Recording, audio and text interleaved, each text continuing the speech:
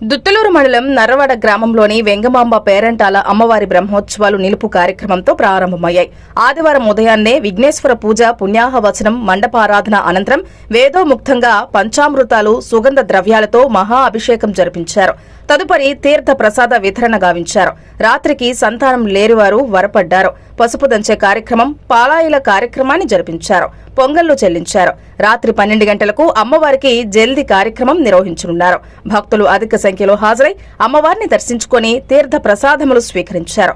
మొక్కుబడులు ఉన్నవారు కాయా కర్పూరం చెల్లించి తమ మొక్కులు తీర్చుకున్నారు. అంతేకాకుండా భక్తులు కోరిన ప్రకారం గుండంలో కొబ్బరి గిన్నెలు వేసి అగ్నికి ఆహుతి ఇచ్చి తమ మొక్కులను తీర్చుకున్నారు. అంతేకాకుండా భక్తులు కోరిక ప్రకారం గుండంలో కొబ్బరి గిన్నెలు వేసి అగ్నికి ఆహుతిచ్చి తమ మొక్కును తీర్చుకున్నారు.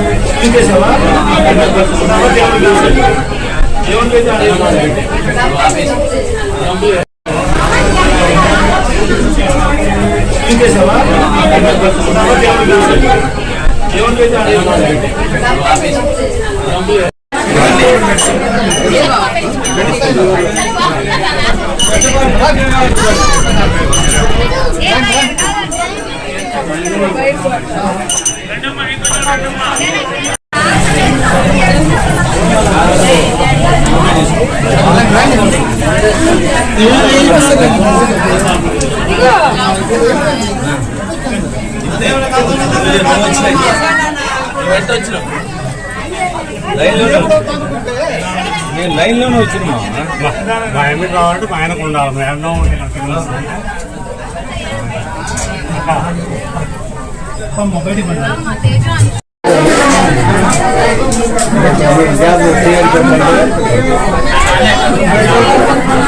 అదే ఆ రోజు చూసిన కదా